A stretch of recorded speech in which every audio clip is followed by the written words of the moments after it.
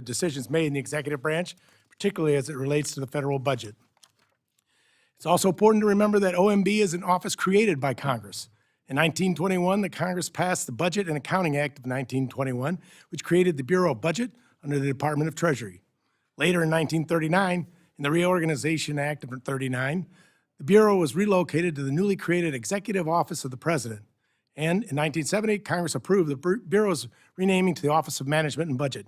I mention this history because OMB plays a unique role both as an office created by Congress and one that has been and continues to be responsible for fulfilling the President's policies. In fact, over the last 100-plus days, OMB has played a central role, not just in the reconciliation negotiations or recent budget submission, but in the reshaping of the federal government. As of May 27th, 157 executive orders, 39 memoranda, and 62 proclamations have been signed by the President. OMB plays a critical role in each of these decisions. But as appropriators of the federal government, we need to work with OMB to ensure that funds are being used as Congress intended. That is why the President's budget is so important. This is a guide to helping Congress understand the agency priorities and how the legislative and executive branch can work together to deploy the resources necessary to execute these priorities. Last Friday, federal agencies, including the Executive Office of the President, sent up their budget requests for fiscal year 2026. OMB is requesting $146.1 million for the next fiscal year, a 13.3% increase above its FY 2025 enacted level. I look forward to discussing OMB's FY 2026 request with you today, Director, and how we can work together to ensure agencies have the resources they need to work on our priorities for our constituents and the public at large. I now recognize the ranking member for his opening statement.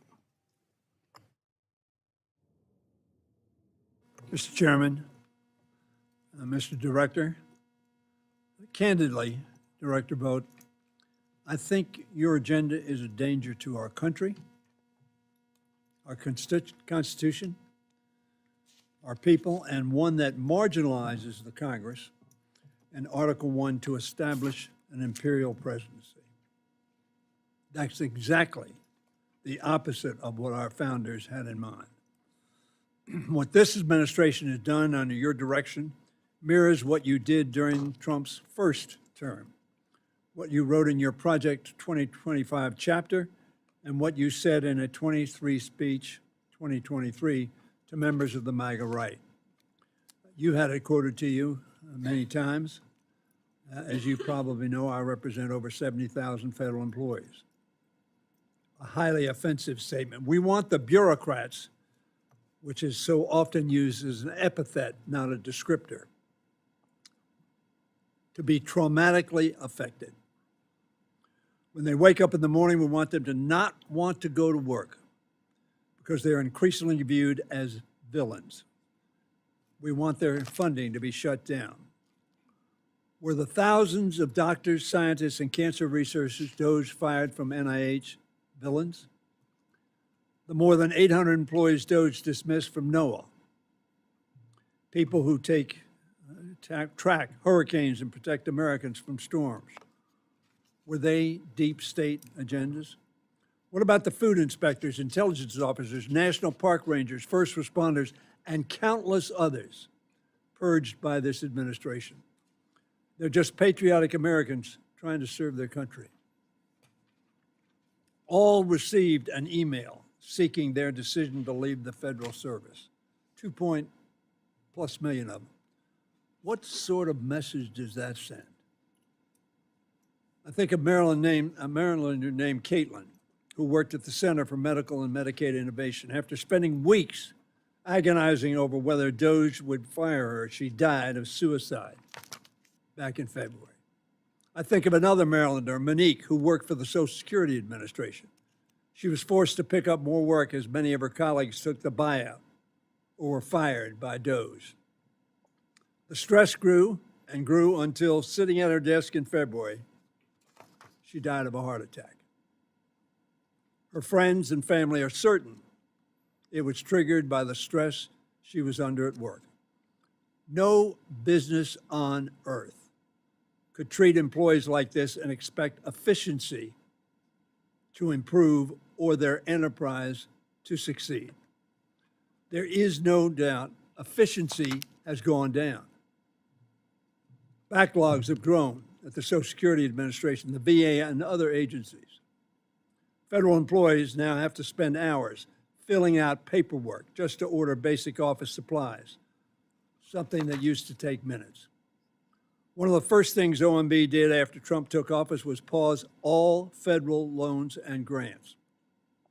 That froze thousands of infrastructure projects that were already under construction across the country, an action taken with no regard or no awareness, perhaps, of the consequences of those actions.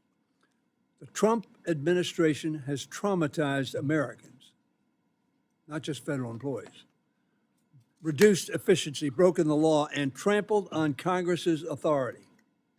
And for what? We have every indication that DOGE will cost taxpayers more than it's going to save. Director Vought, you're going to play an even larger role in these efforts now that Elon Musk is reportedly leaving. This committee isn't going to ask you to summarize your work in 5 bullet points or write essays to pass a loyalty test. We expect you to address the concerns of the American people. They have questions. I have questions. We owe them answers. Thank you, Mr. Chairman. Thank you, Mr. Hoyer. I now recognize the ranking member of the full committee, Ranking Member DeLauro, for her opening remarks. Thank you. Thank you, Chairman Joyce, and thank you, Ranking Member Hoyer, for holding this vital hearing. Director Vought, good afternoon. Welcome back to the House Appropriations Committee, and thank you for appearing before us today. The Office of Management and Budget is perhaps the most critical agency that most people have never heard of. I know you know this well, Mr. Vought, but that is no excuse to thwart and otherwise ignore the law. In the United States of America, if you disagree with a law, you have every right to urge that that law be changed. You can petition or meet with lawmakers, and you can wage a campaign in the court of public opinion. You can run to become a lawmaker yourself. What disagreement with the law does not confer is license to ignore the law, to flagrantly violate the law, and to act as though you are completely above the law. This administration, instead of being laser-focused on the cost of living crisis, it is actually making that cost of living crisis worse. And it has put billionaires in charge of the government and has filled the ranks of civil servants with political allies.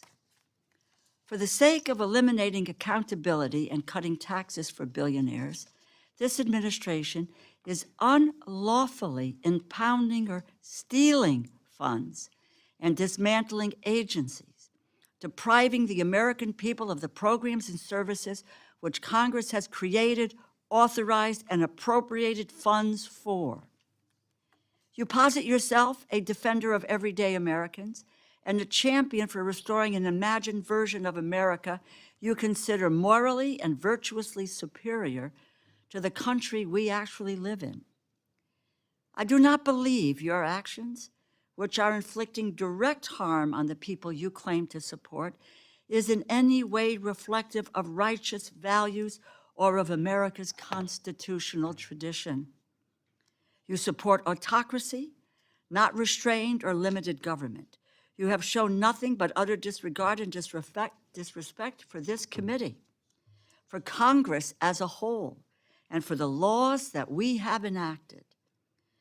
When the president named you to retake this position, he said that you would, quote, return self-governance to the people, end quote. Yet, you have demonstrated contempt for American taxpayers by gleefully ignoring lawful requirements to provide them and their elected representatives in Congress the most basic information as to how their tax dollars are being spent.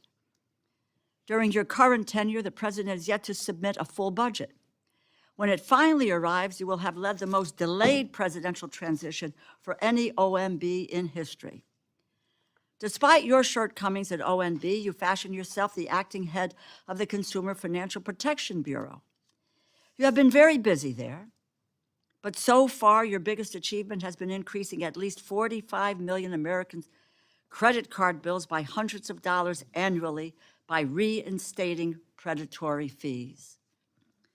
You have ignored requests from this Congress for information. You stood up the Republican leadership of this committee, several of whom are here today. And you have mocked the Government Accountability Office for affirming what everyone in this room understands to be true. You are unlawfully impounding or stealing congressionally appropriated funds.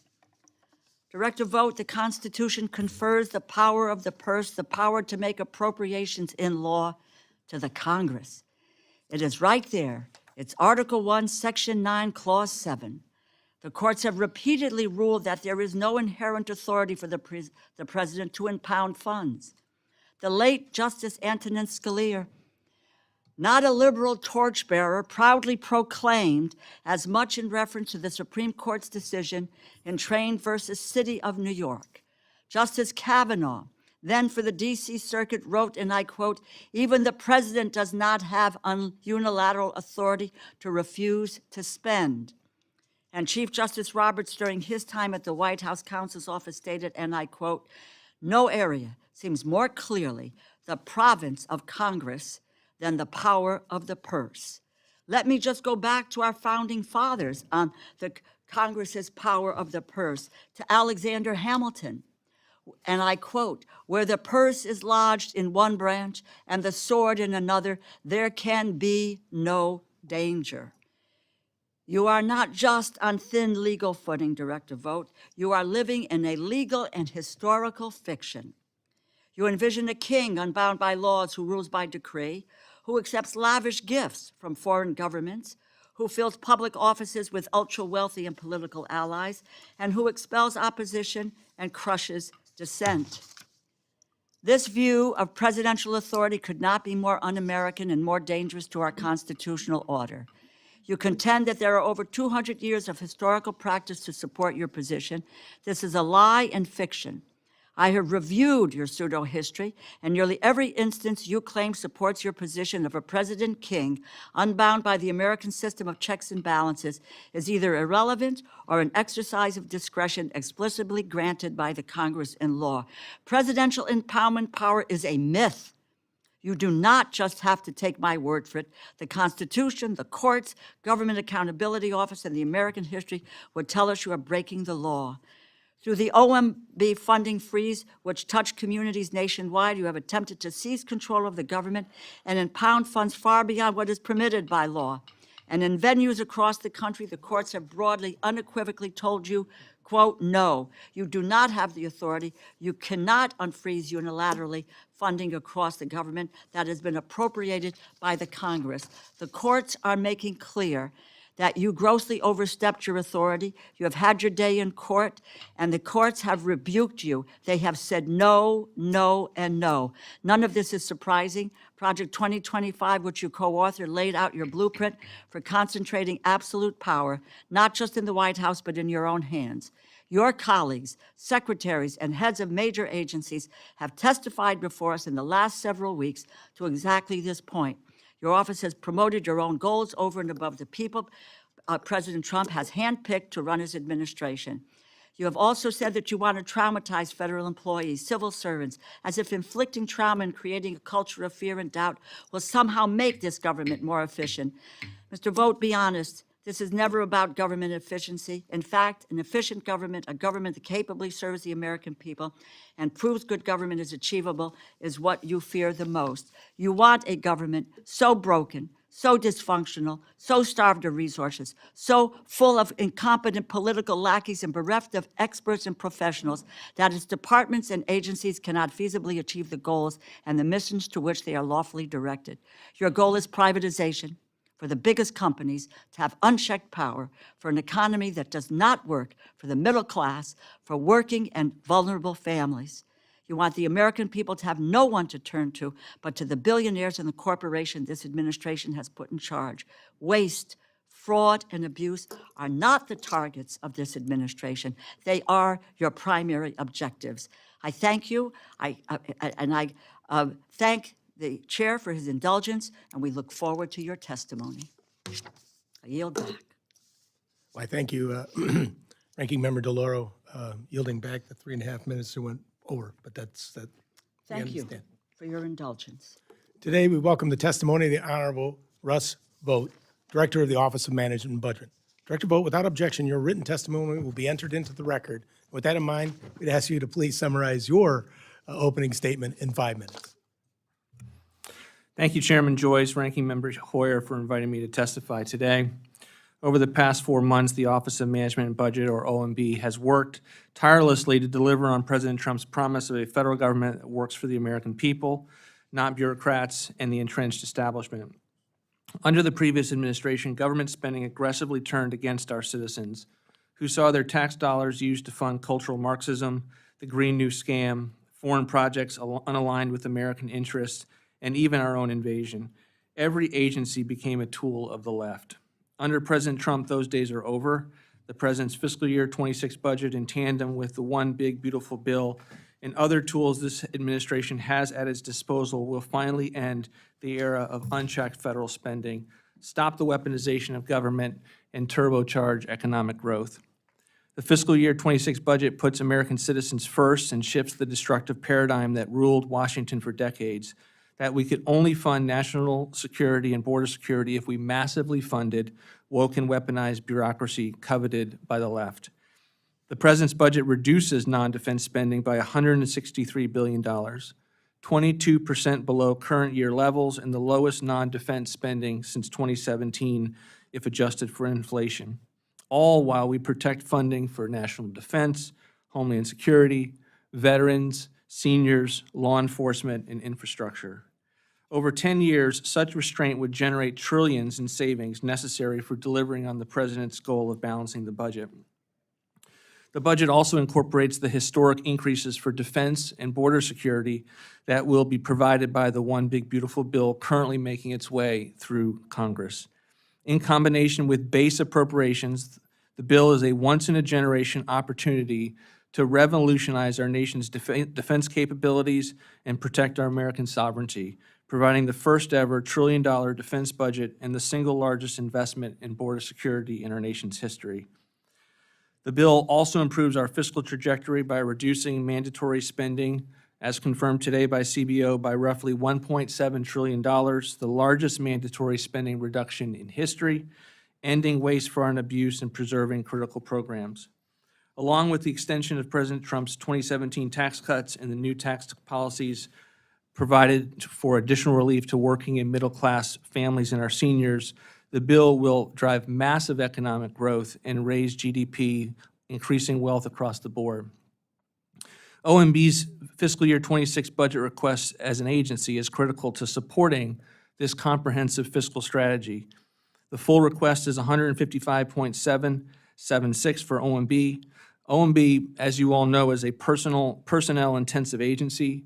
We are only asking for 20 additional FTEs, which would bring us from 500 employees to 520, and an additional 2 FTEs in one of our offices funded through the ITOR account. I will note that OMB's request is substantially below the increase requested by the legislative branch's GAO. OMB's funding has remained essentially flat since fiscal year 23. By contrast, under GAO's request for fiscal year 26, the agency would receive an overall increase of 17% over 3 years. As I've said many times, the civil servants at OMB are among the most resourceful and innovative our country has to offer. They are not only of great value to the taxpayer, but the whole nation. OMB has been hard at work crafting the President's budget, implementing this administration's fiscal goals, and accomplishing the largest deregulatory agenda in our nation's history. With the President's budget, the One Big Beautiful Bill, historic tariff revenue, and the recently transmitted $9.4 billion rescissions package, our deregulatory efforts, and other key tools, this administration is implementing a comprehensive strategy to improve the nation's fiscal state. Only the Washington, D.C. that benefits from the status quo Americans know that instinctively they elected President Donald Trump to fix it, and the task ahead of us is great, but this administration, including OMB, is committed to working hand in hand with our partners in Congress, this committee, to finally deliver for the American people. I look forward to answering your questions. Thank you very much for your opening statement.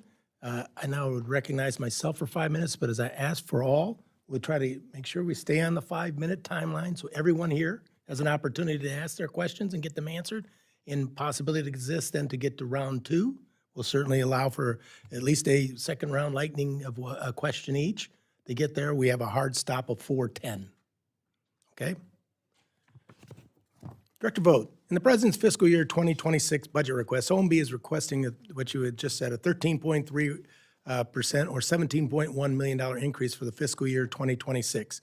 This increased funding would support, quote, unavoidable costs in investing in OMB's workforce, among other priorities. Would you explain what those unavoidable costs are and why OMB needs to restore staffing levels that were previously reduced? And why is OMB's need for more staff different than staffing needs in any other agency? Sure. Thank you, Mr. Chairman. I think the reality is we've held constant for many, many years at the 500 level, even though the size of government has increased. And so, when I was in the position in the first term, I had the view that OMB should reduce its headcount.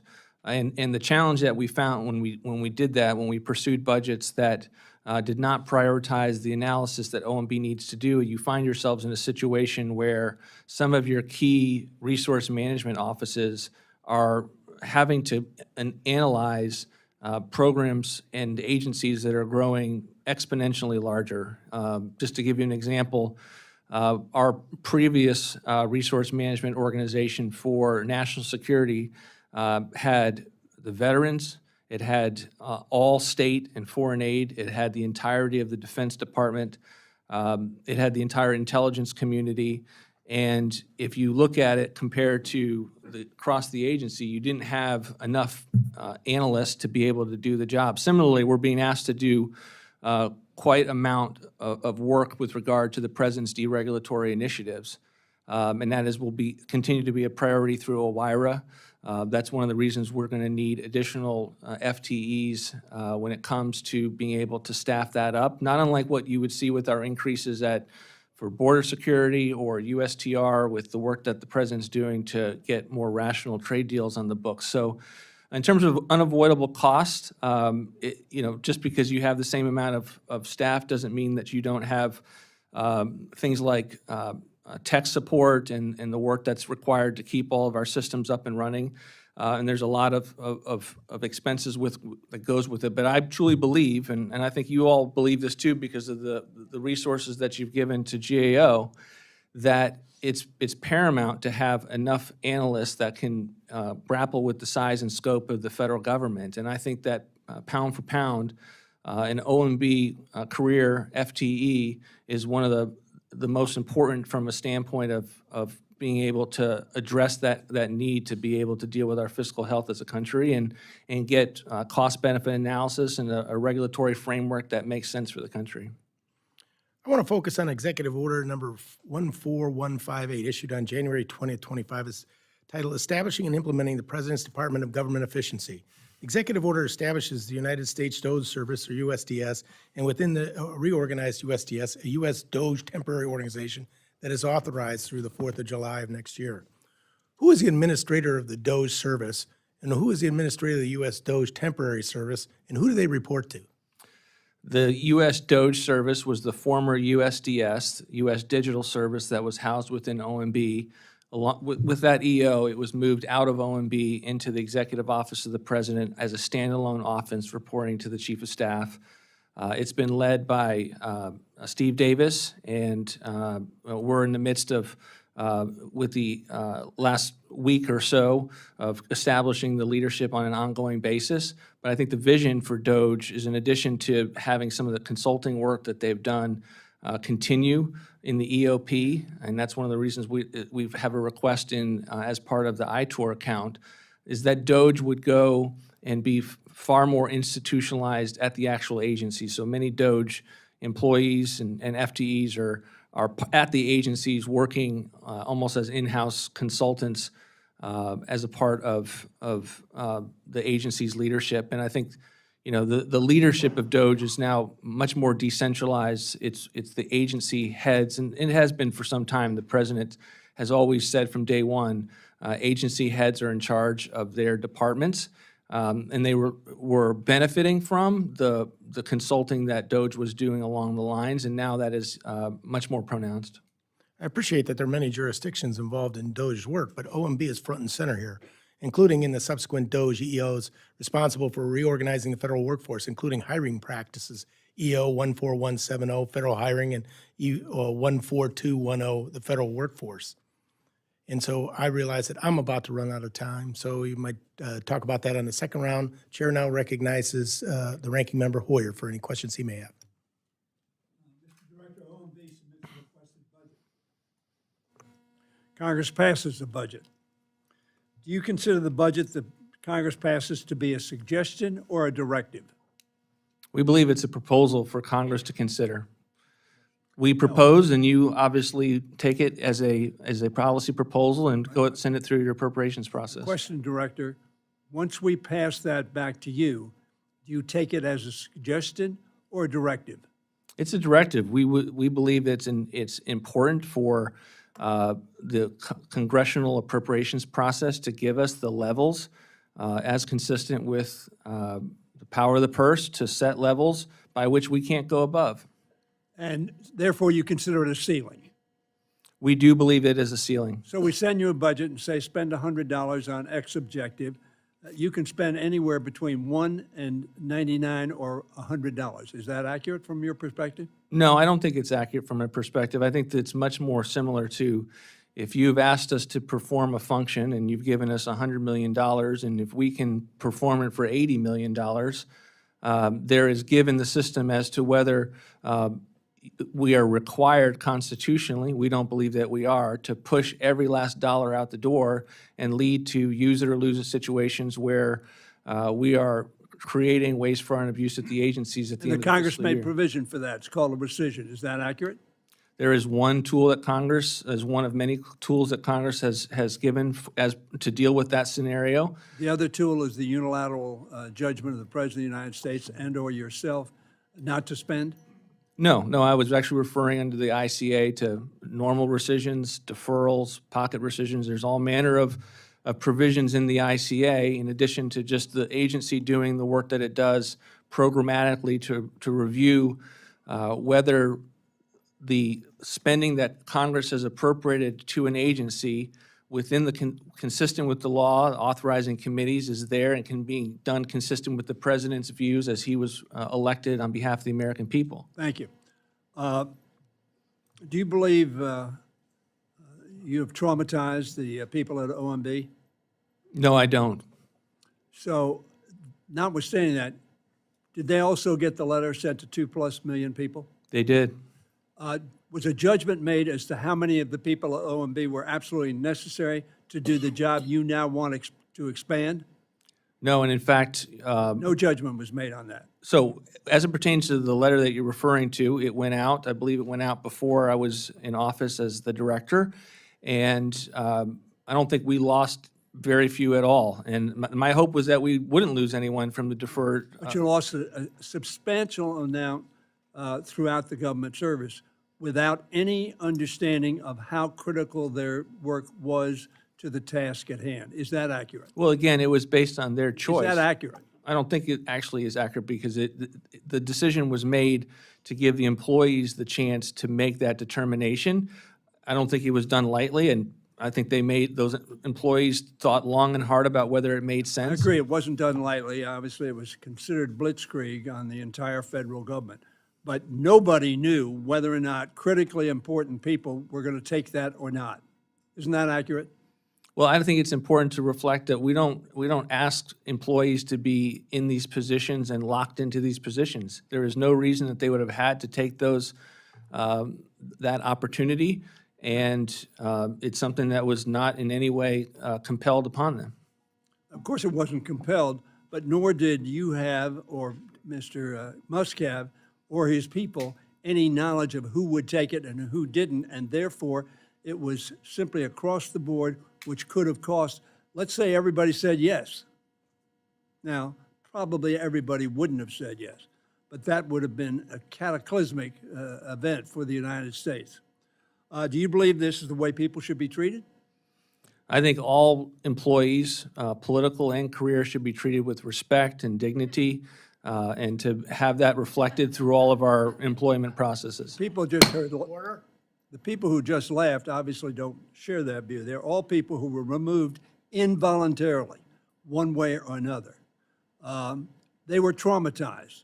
So you accomplished your objective, which I think personally is not an objective that either any personnel manager should be very proud of.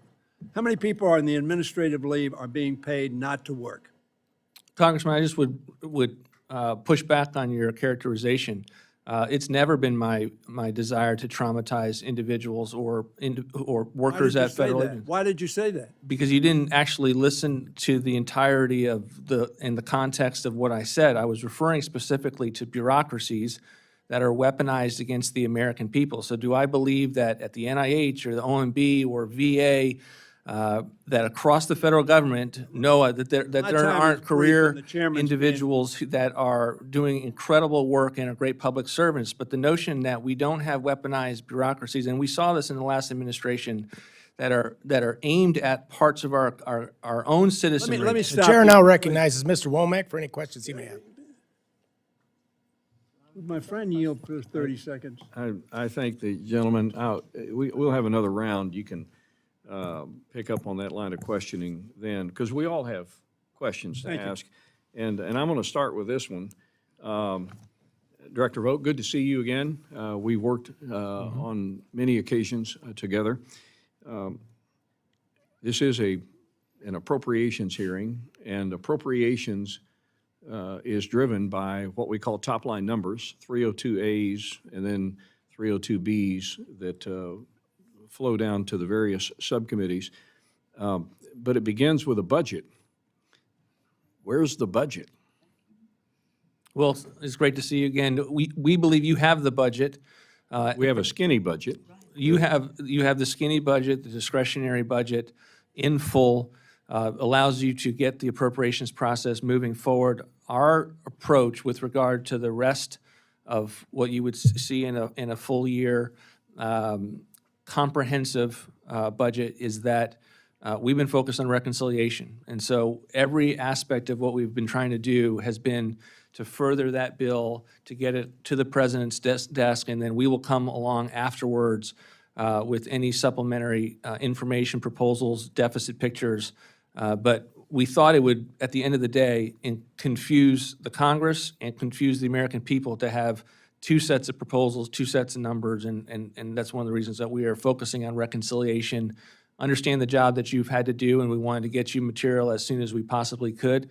Worked with Chairman Cole as early and often as I could, have not actually not come and talked with the Cardinals at every opportunity.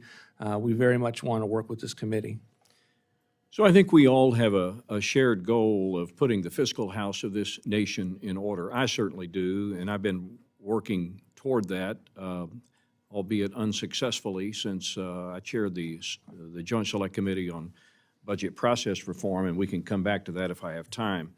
But the total outlays of the federal government in general, for those that are watching this hearing, that are going to read excerpts from this hearing, what are the total outlays of this nation? From $7 trillion around? Around $7 trillion. And we're going to receive income in various forms to the amount of about what? $5 trillion. About $5 trillion. A little less than 7, a little less than 5, maybe thereabouts when we look at the 25 numbers. But the last set of numbers we have is, I think, in 2024. Of that $7 trillion in outlays, how much of that is actually under the purview of this committee? About a third. About a third. So we're looking at about a 30 to 33, 34, 35% slice of that federal. But the rest of it is what we call mandatory spending. Is that right? Correct. And how is mandatory spending broken down? Mandatory spending is broken down on all of the programs that are set in law. And so, they are not, with very few exceptions that go through your committee, like food stamps or Medicaid, that are considered appropriated entitlements. The authorizers set the law, and the people who are benefiting from those laws can come to the federal agencies and receive their benefits. So only Congress can really change that through its lawmaking process. Correct. Is that correct? And of that roughly $5 trillion of mandatory spending, thereabouts, how much of that is the net interest on the debt? Net interest on the debt is about $1 trillion now. It's exceeded defense. When we left office, unfortunately, it was only $300 billion, still far too high. But in the last 4 years, we've gone from about $350 billion in annual net interest, and now we're upwards of $1 trillion. And it's because we have a debt of about $37-ish trillion, Correct. right? What would like a 50 basis point move in the interest rate, and I would suspect that's very prospectful, given the fact that we were just downgraded by the third rating agency. What would that do to the net interest on a $37 trillion debt if we moved like 50 basis points? We're probably talking about $1 trillion swing there. When are we going to deal with mandatory spending? And I'm not talking about cuts, I'm talking about sustainability, because we've all said, and we've pretty much all agreed that we want to make sure that we honor the promises that we've made to older Americans and vulnerable Americans. But right now, the effort is only on the discretionary budget of the U.S. government. It's about 33% of total spending. So at what point in time will we see a plan and a strategy for which we really go after and fix the largest share of the federal spending that is the crux of the national deficit that we have today? We believe that we're doing that with this bill that you have passed out of the House. And one of the reasons we're so excited about it is that for the first time since 1990s, we are talking about trillions of dollars with regard to mandatory savers. $1.7 trillion now is an enormous opportunity and first step along the lines of what you're talking about and what we've proposed in budgets before. I think it's, for those that are saying, where are the DOGE cuts? That's not a reconciliation thing. For those that are saying, where are the mandatory reforms? That is in that bill, and we believe it's the first major conversation like this we've had since the 1990s.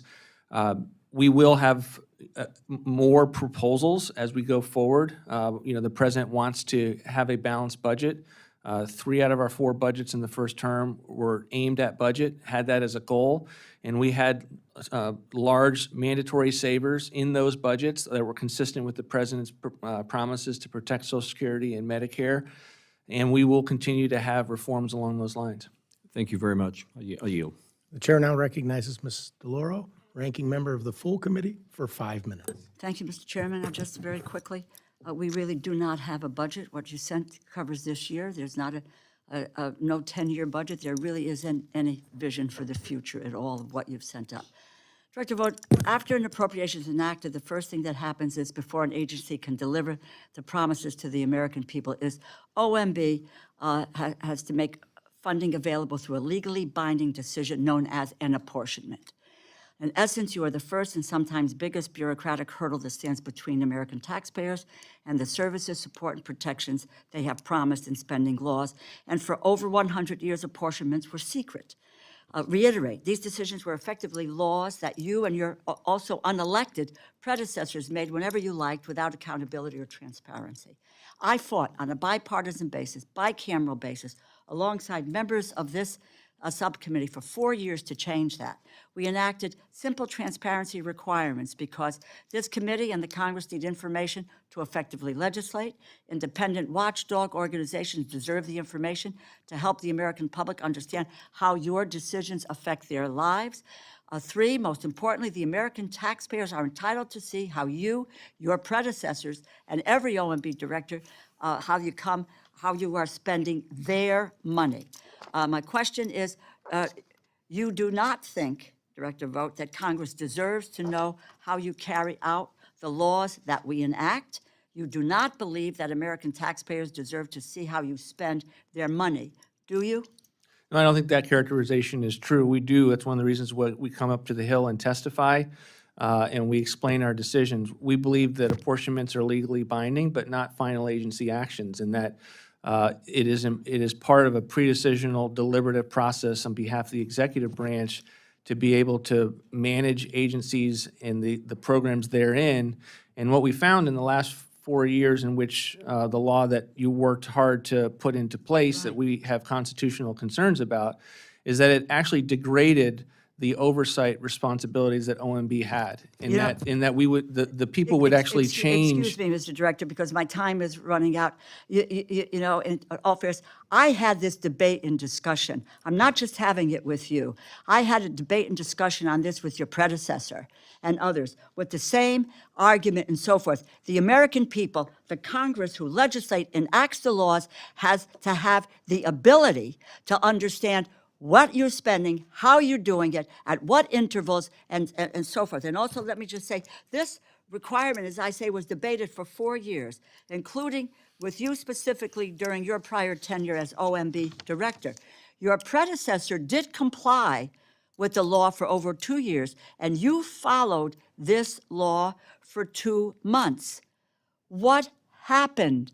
Why did the website come down? Why do we not know what is happening? Why are we going back to those days of secret decisions being made by you and whomever else in terms of the spending of the dollars that we constitutionally enact here when we put these bills into law with congressionally directed resources that serve the American people? Tell me what happened. Why did you change what you were doing for 2 months or what your predecessor was doing over the last couple of years? Well, we had constitutional concerns with the provision. We had a veto threat against this provision in the first term. If it was presented while the president was still in office, I expect you would have had a signing statement that said, not unlike our letter to the committee, not unlike the DOJ's letter to the committee, we have constitutional concerns with it. And it's something that degraded our ability to manage taxpayer resources and do the very We passed a law, and with all due respect, again, I think the level of your honesty on your claims really shines through on this topic, and there probably isn't much more point in discussing it, but that goes at the very fact you make up constitutional issues where the Constitution places that power of the purse within this body and within an Appropriations Committee. Historically, it is there, but you make a decision as to what you want to do, what you think is Constitution or not Constitution without any basis in fact, thereby pulling down that website that allows us to see what you are doing. You are, and we have no way of knowing if you are carrying out what we have lawfully required the executive branch to do. That is our responsibility, and your responsibility is to carry out what it is that we have appropriated here. You just can't pick and choose whatever the hell you want and going forward, if it says, and I yield back the balance of my time. Chair now recognizes Mrs. Hinson for her 5 minutes of questions. Thank you, Mr. Chairman, and to our ranking member for holding this hearing today. Director Vought, thank you so much for coming to answer our questions. It says a lot that you're here talking about the efficiencies that you're finding and the improvements you're making at OMB. This is really about taxpayer money and protecting the integrity of where those dollars go. And as you probably know, I've been very, very passionate about improper payments through OMB. We know from the numbers out of GAO, that number is somewhere between 230 and 500 some billion dollars. I actually think it's probably higher than that, right? And when we look at the taxpayer money being disrespected in that way and people for years turning a blind eye to that in terms of fixing this problem. So I appreciate your candor and the effort by this administration to do that through the executive order from the president 14249 to protect America's bank account against waste, fraud, and abuse. And I was proud to support this by introducing legislation here to codify the president's executive order to do exactly that, protecting American taxpayers from wasteful spending. One of the provisions of the order did direct OMB to work with Department of Treasury to establish pre-certification and pre-award procedures across the federal government. This is the breakdown in process that has led to this fraud and improper payments. Can you explain why those procedures were not in place before this executive order? One of the things in this issue in general, and I'm sure you've been frustrated by it, is the extent to which this is all common sense, and yet it never seems to happen. And I actually posed the question to our team this morning, why did we see nothing before the Trump administration? And honestly, there just wasn't, it wasn't an interest in the previous administration. We're very thankful for the executive order. We're going to be taking our duties very, very seriously. We look forward to working with you on this. I think much of what DOJ has identified is the extent to which the agencies have not been pinging the systems and the data sets that are there and can be there, and then we need to fight through whatever bureaucracies make an institutional argument for why whatever the grant agency is shouldn't be cross-checking it with the data that's available. So it'll be a priority of ours, and we look forward to working with you on it. Yeah, it certainly is a common sense thing to know where the money's going and what one hand knowing what the other hand is doing in that process. It's absolutely critical. Can you update us on the implementation? You mentioned, obviously, you and I share that frustration that it wasn't in place before, and we do look forward to working with you, get you whatever resources you need to be able to implement this. Where do you stand in making some of these fundamental changes to protect We are working taxpayers? on government-wide guidance to agencies to implement the EO right now. We're going through a policy process internally as to what that should include, and we'll be back to you soon with details on that. Okay, looking forward to updates there. And as we work to pass all 12 of these appropriations bills, hopefully before that September 30th deadline, can you ensure us that the days of not tracking where that money is going is over? You have a good eye and a good watch on it for taxpayers? Yes, and we've got a number of statutory responsibilities, also in terms of taxpayer right to know, statutes that have been tasked to OMB. It's another response to the chairman in terms of the need for the FTEs, is that often people want stuff to happen at OMB because they know it can get done, that we have tools to get the agencies to move forward. But therein is our need for the employees to be able to do that important work and to push through and make sure that we're living up to what you all have asked us to do. Yeah. Well, this certainly should be a bipartisan issue, and I questioned your predecessor about this and former Secretary of the Treasury as well. And Secretary Bessent was in here just a few weeks ago saying the same thing. He was incredulous that this was allowed to happen and go on. It should be a bipartisan issue. At least it was, I think, before President Trump started getting the credit for this. So we should be able to get behind policy that helps to fix this problem. What else are you doing at OMB to help prevent improper payments, hold agencies accountable for their spending? What does that process look like other than just issuing that guidance to other agencies? But where does the accountability come in there? So one of the cultural aspects of what I've tried to emphasize at OMB is one OMB. And so I don't like the notion of you have a budget side of the house, a regulatory side of the house, and a management side of the house, because often everything gets stovepiped and you don't have the main interactors with the agencies that are benefiting from much of the work that you would find at the management side doing improper payments. So one of the things that we are doing, we had a meeting along these lines just yesterday about making sure that the people that work with the budget offices, the ones that are working regulatorily, are coming up with policies that actually help along these lines. So it's not just, hey, did you go through the right process and ping the right systems? We want there to actually people be getting credit for doing deregulatory activities that are also dealing with improper payments. We want there to be an emphasis on programmatically being rewarded for having the various budget offices and teams at the agencies being rewarded for this kind of activity. And I think that's the benefit of doing it at OMB, and I think that's what will inevitably be the success from it. Yeah, you have a wealth of knowledge. You should use it to your advantage going forward. Thank you, Mr. Chairman. I yield back. Thank you. The chair now recognizes Mr. Pocan for 5 minutes. Great. Thank you, Mr. Chairman, and thank you, Director Vought, for being here. I think you said the president supports the big bill that was passed out of the House, correct? And I think you also said the president does not support cutting Medicare. Correct. Okay, so in the bill, there's a $500 billion cut that gets triggered to Medicare. So I know a number of the people who voted for the bill are starting to read it now and finding there's parts they don't like. You might want to take a look at that provision. As you know, Could you, as you that's know, okay, that's okay. I only have you don't want the 5 minutes. explanation? I didn't ask you the question, did I? I'm asking you a question, though, since we didn't have your remarks this morning. I think we got them this afternoon. You mentioned cultural Marxism. You did it in your comment. Could you please, in 2 or 3 sentences, define cultural Marxism? Sure, it's a political theory that instead of dividing people on the basis of economic haves or have-nots, that you're dividing people on the basis of race and identity. And it's an attempt that we've seen, unfortunately, in this country, culminating in CRT of dividing people on the race and in our agencies and identity. So your definition, Mr. Director, is different than the definition I'm pulling up. First thing that pops up on here, it says cultural Marxism refers to a far-right anti-Semitic conspiracy theory that misrepresents Western Marxism as being responsible for modern progressive movements, identity politics, and political correctness. That's first definition that pops up here. It actually comes up a couple times on the first page. On Google? You identify yourself as a Christian nationalist, correct? Look, I'm a Christian. I don't think my faith should be a subject for this. No, I just asked you a simple question. Do you identify as a Christian nationalist? No, this is a Christian, good enough. my faith is about, is one of an evangelical Christian faith. That's okay.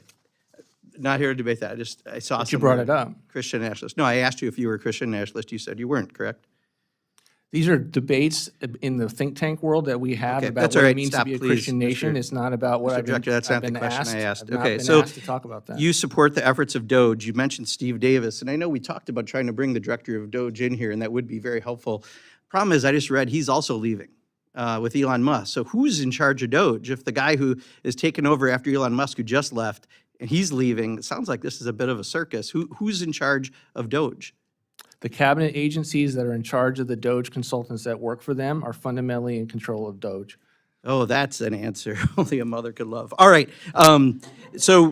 You support the efforts of DOGE, I understand. Is the federal government currently spending less this year than it did last year? No, it's not. Right. And part of that is because you've sent us a rescission package worth $9 billion that goes after Big Bird and Cookie Monster, but you've added $200 billion to defense and homeland security.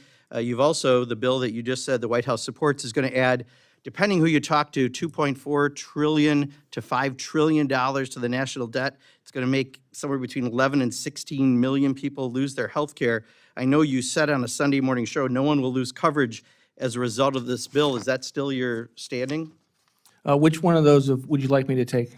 The one I just asked. I'll ask it again. I'm sorry if I The wasn't bill does clear. not lead to less coverage for Medicaid beneficiaries. It has improper payments, so- and it leads to the fact that people who are ineligible because they're illegal aliens or because Illegal they are aliens unwilling do to not work. get federal dollars for Medicaid, correct? That's not true. They get them in many different states, including California. Federal dollars? Federal dollars They using get state provider. dollars. State can provide it. Are there any federal dollars? Congressman, How many because federal of- dollars then, since Congressman, you are be- the expert, how many federal Congressman, dollars go because to of- funding illegal aliens getting Medicaid? Congressman, because of the It's money a question, laundering. it's a number. It's a question, it's a number. How many dollars go to illegal aliens, federal dollars, for Medicaid? It's a simple Congressman, question. It is not actually a simple question because All Congress. your secretaries have a hard time with simple questions lately. I got to tell you, it is a don't simple. pose simple But you were saying that that's true, so we will. If you can get back to us with that amount, how's that sound? How much federal dollars? are I'm going happy to get back to you about how the bill works and getting rid of the money laundering So schemes a that lot of state people use. disagree with you. The CBO disagrees with your analysis. Yale and Penn said 13.7 million people will lose health insurance. You also said this won't increase the debt. Is that correct? The It bill will won't not increase the debt. It So- will lead to So reduced there, the deficits. and Cato debt. Institute disagrees with you. Moody's disagrees. The CBO disagrees. Senator Hawley and Senator Rand and Senator Collins disagree. Elon Musk disagrees. Virtually everyone on this side of the aisle. So you're saying everyone is wrong, but you are the right one, that this does not increase the debt? I'm saying that all the watchdogs, including the Congressional Budget Office, use a skewed vision of a view of what the baseline is. They were less base- than a few percent wrong last time on your tax bill when they predicted it almost dead on. So you're saying this time there's significant changes and they don't know what's going on and only you do, is that correct? I'm stating that they use a baseline. You disagree with the Cato Institute Yes, and Moody's yes. and Senator Hawley? Senator Hawley has a view as to the Medicaid programs that we are working with to articulate why we believe that these reforms do not hurt the beneficiaries that are involved. I'm over Chair time, but now I'll appreciate recognizes it next Mr. round. Edwards. Thank you, Mr. Chair. Mr. Vogt, thanks so much for being here, and I apologize for the badgering that you're getting. I would really have appreciated the opportunity to hear your thorough and complete answers, but we'll deal with that another time. I just have to editorialize a bit, and thank you for the work that you're doing. I believe the reason that we hear the arguments from the other side is that you're doing exactly what the American people have demanded. The American people are fed up with seeing their tax dollars wasted up here in Washington, D.C. You're getting down to the core of that waste, fraud, and abuse. And they're angry about it. I can't believe how much time that they're spending to protect their right to waste American taxpayer dollars. I appreciate your courage to jump right into the middle of it, to defend your position, and to do what all of us were sent to do here in Washington, D.C. Thank you. Thank you. What I see taking place is exactly what should take place. We have an administration now that's willing to really dig in and find out where the spending is going inside of federal agencies, making immediate changes uncomfortable often for people. I recognize that, but change is necessary right now. We all agree that we can't stay on the current spending trend. Let's also recognize that you're living up to your constitutional oath. You're making recommendations based off of things you see inside the administration that we can't see, that have been hidden from us for the last several years. And I interpret that you're going to be coming back to Congress saying, you made these decisions. We don't think that you need all this spending now. And then we're going to make a decision whether or not we should continue that. I don't see a constitutional issue. I think we're doing exactly what the American people ask us to do. So that said, for years, the Congressional Budget Office has been touted as a nonpartisan agency, but there's a growing body of evidence showing that it regularly overestimates the benefits of Democratic policies while underestimating their costs. And it downplays the success of Republican initiatives, such as President Trump's Tax Cuts and Jobs Act in 2017, while overestimating the cost. Coupled with the publicity, known Democratic political affiliations among key CBO staff, this raises some serious questions about the agency's ability to impartially evaluate the cost of legislation. My first question is, how can OMB and Congress work together to ensure future budget and policy decisions are based on sound, objective data rather than politically motivated projections? Thank you, Congressman. I think one of them is working together to properly frame the information that CBO has put out. I mean, I would not presume to give any advice as to how you all might govern CBO, but I would just say, as to educating the public, we try to do that this afternoon very quickly, about how they construct their baselines leads to a warped view on a bipartisan basis for the policies that you all are considering as a major problem. And I both on the revenue side and on the tax side, there's often a lack of willingness to look at what might happen dynamically, not just on revenues, but even the fact that someone that is not eligible for a program will be able to get additional care because they go to their private health insurance. I mean, that is the kind of analysis that CBO just does not do. And as a result, you get bad outcomes when you are having a public policy debate about it.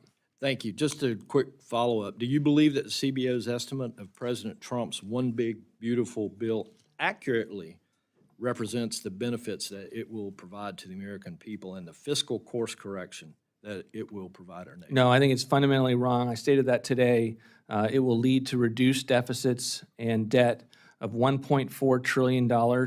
It will reduce mandatory savings of $1.7 trillion. And I don't think the way they construct their baseline not only does it give a fair shake to economic growth, but it fundamentally misreads the economic consequences of not extending current law tax relief. I mean, the degree to which we would have a recession or worse if the tax relief is not extended is something that they just fundamentally do not factor into their analysis. Thank you for that clarification. Mr. Chair, I'll yield. Thank you, Mr. Rivers. The chair now recognizes Mrs. Glusenkamp Perez for 5 minutes. Thank you, Chair. And thank you, Director Vought, for being here. I used to run, my husband and I own an auto repair and machine shop. I will never forget having an OSHA inspector come to my shop and ask me if my AC machine was a welder. The divorce of theory from practice, respect for people who have done the work and who has the authority and the knowledge. My question to you is like, how are you adapting your staffing decisions to ensure that it is not just a sterling resume who is in your office, but people who have done the work, respect for the trades? How many people do you have in your office who don't have a college degree?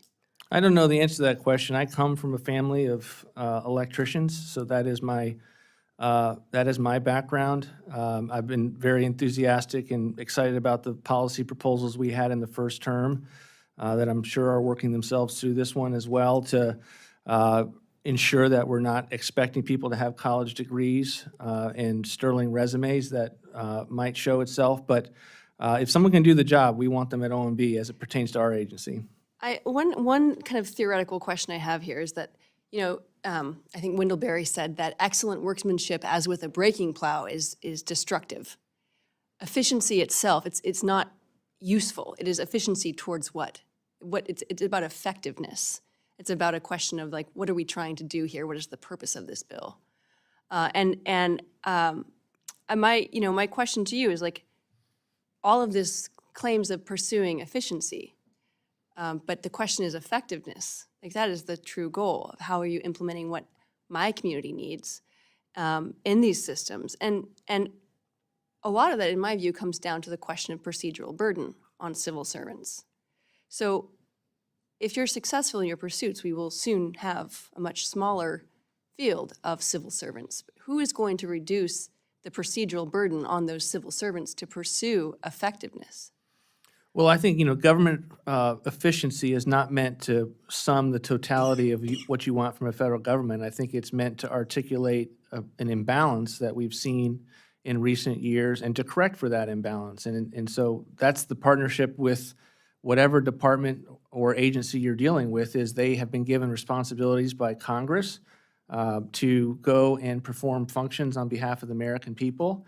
And the Department of Government Efficiency, and to OMB to a large extent historically, is designed to make sure the work that they do is done in the best way possible. But I'm honestly, Congresswoman, I'm one of these people that encourages OMB not to ask the efficiency question first and foremost, but to ask both in serving the president or the laws that you all have given us, what is trying to be accomplished by this, and let's make sure we accomplish it, and then you've earned the right to figure out how to do it most efficiently. Yeah, my concern is that right now it's a process of randomly scapegoating civil servants and not a pursuit of, many of those people are exactly the people who could tell you what kind of bullshit paperwork they're putting up with. And so how to have not just a managerial class tell you what is appropriate, but actually the people who are doing the work should be part of that process of pointing out what the unproductive, proceduralism is. I agree with you. Yeah.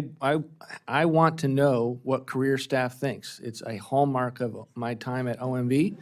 And I hate the paperwork that we often put on agencies to perform and do things that are not designed to actually lead to better outcomes. And so we have a deregulatory side for the agencies doing the work as it comes to GIPRA and other things on the management side. So I know you're a Christian. You might know the verse in Isaiah chapter 5, verse 8 that says, "Woe to those who add farm to farm and house to house till they are the sole inhabitants of the land."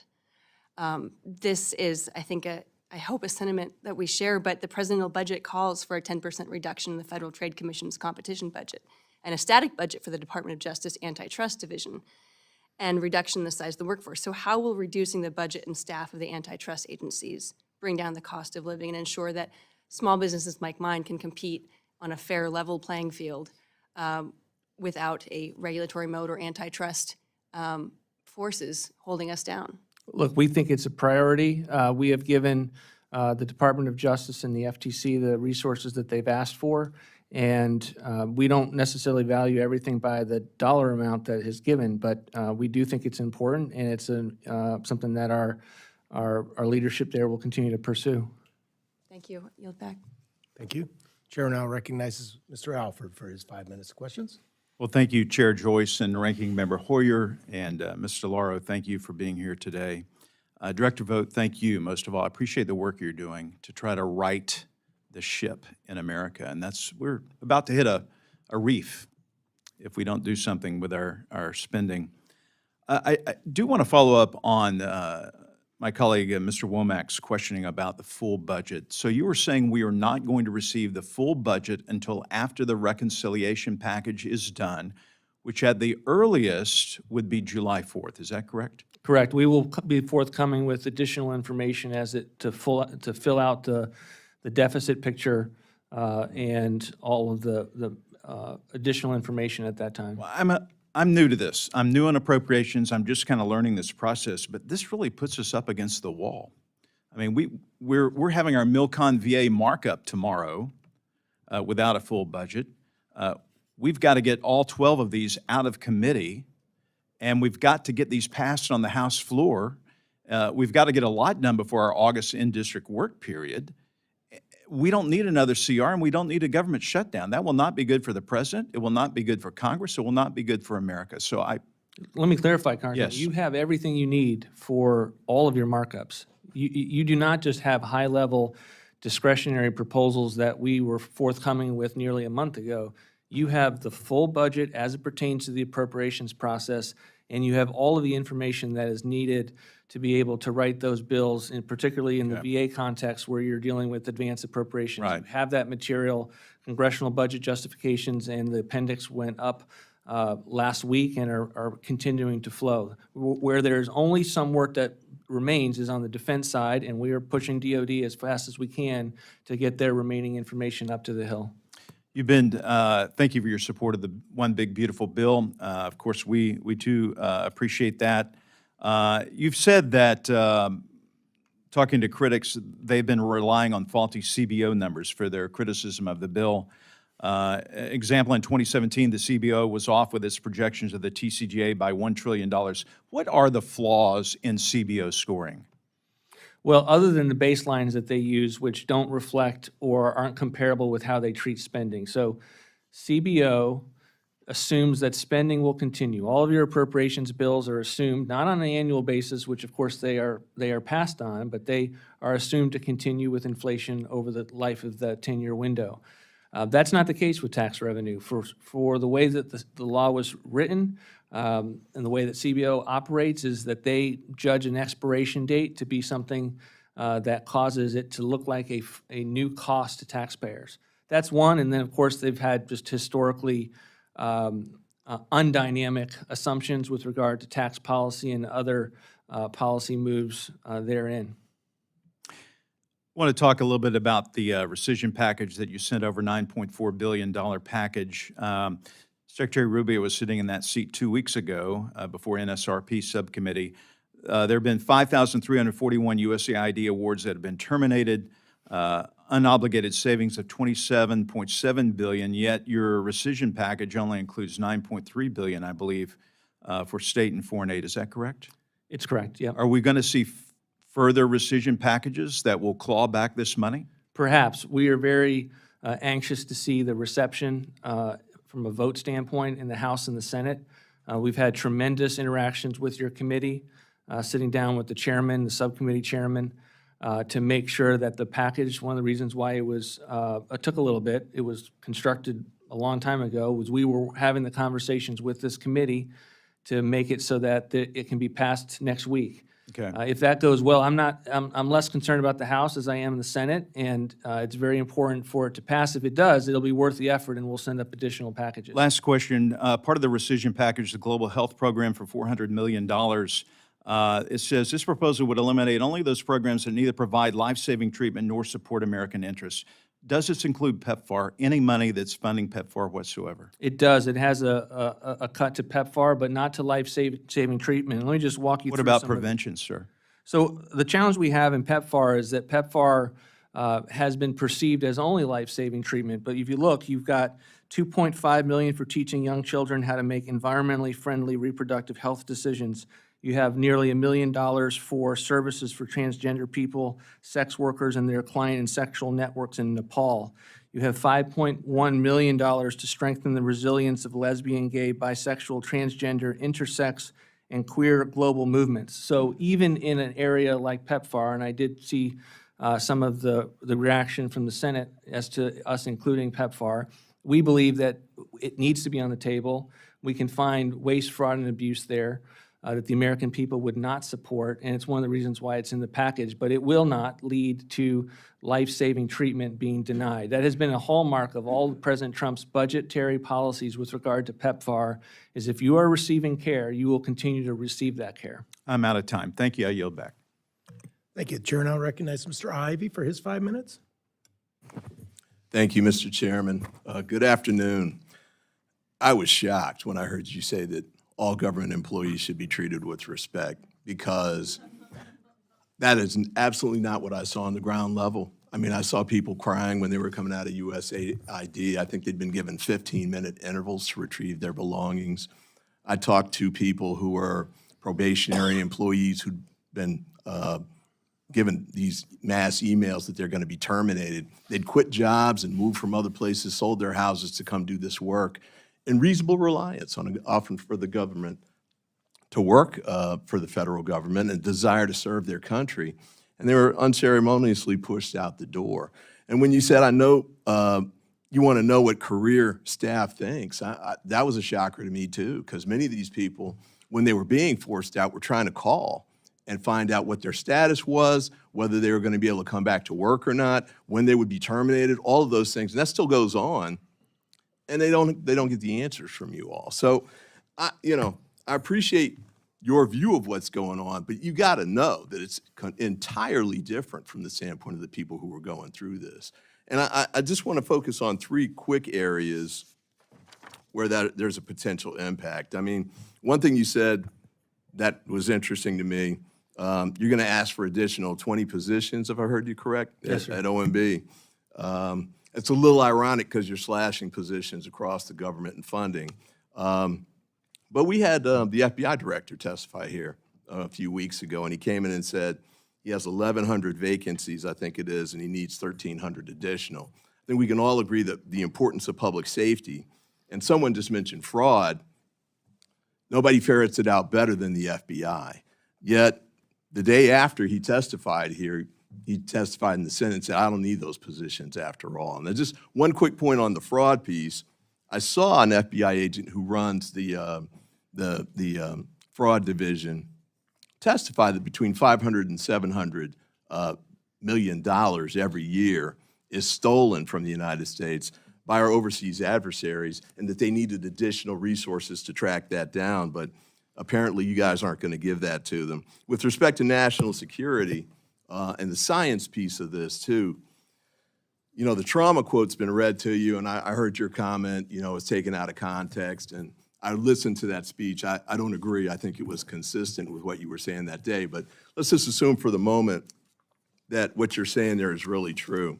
The bottom line is that the actions that you've taken since then reiterates the message that you're trying to traumatize these people and that you want to treat them like villains. And so what we've got going on right now on the science and tech piece that's rippling through NASA and other agencies where it's critical for us to have these science and tech folks, AI, the competition for quantum computing and the like, they think they're being forced out of these positions. They're starting to look to go to Europe. They're starting to look to go back to Korea or India or other places rather than staying here and doing the work. And I know from businesses in my district that they need people from overseas because we're not producing enough of them over here in the United States. Yet we're narrowing the pipeline based on what you're doing with respect to cutting grants to help fund. We're narrowing the pipeline with respect to the impact you're having on the universities in science and tech. We're narrowing the pipeline with respect to the postdocs and other people doing the research and the government contractors who are doing much of this work too. So over and over again, we're squeezing that line down. If you look at the contrast with China, they're doing exactly the opposite. And they're doing exactly the opposite in the areas where we're in the most competitive areas and where we really need to win. We don't want China to get ahead of us militarily. We don't want China to get ahead of us on quantum computing and AI. But we're making cuts to NIST, we're making cuts to NASA, we're making cuts to the NIH, we're making cuts across the board on some of the most important aspects of what we need to do in the United States to maintain that lead. And with respect to public health, I see my time's running out here, and I guess we can do a second round in a minute, but same kind of thing. The cuts to NIH, my father died from Alzheimer's, I'm a cancer survivor. You guys shut down clinical trials in the middle of those going forward. And it's not like we can just flip a switch and it comes back and starts over again. Some of those are going to take years to catch back up to where they were. And some of the people who were conducting the research are leaving the United States because they don't want to have that happen again. So look, I appreciate the goal of going after waste, fraud, and abuse. I don't think that that's what you all have really focused on here, your impact certainly, because we can go through that in the second round, but you're really undermining our ability to compete and stay ahead of China on really critical areas like national security and public safety. Chair now recognizes the Vice Chair of the committee, Mr. Lolota from New York. Thank you, Chairman. Director, good to be with you today. You're the Director of the Office of Management and Budget, is that correct? Correct. And you've previously served in that capacity in 2020 and 2021? In 2019 and 2020, Went through January 2021? I did. Okay. And you're the Executive Branch's Chief Financial Planner and Policy Coordinator. Is that a fair description of your title? I think that's fair. Okay. Along with the Secretary of Treasury. Great. And in that role, how important is America's debt and deficit to you? Huge. Sir? I mean, we have an enormous problem ahead of us with regard to the debt that we're facing as a country.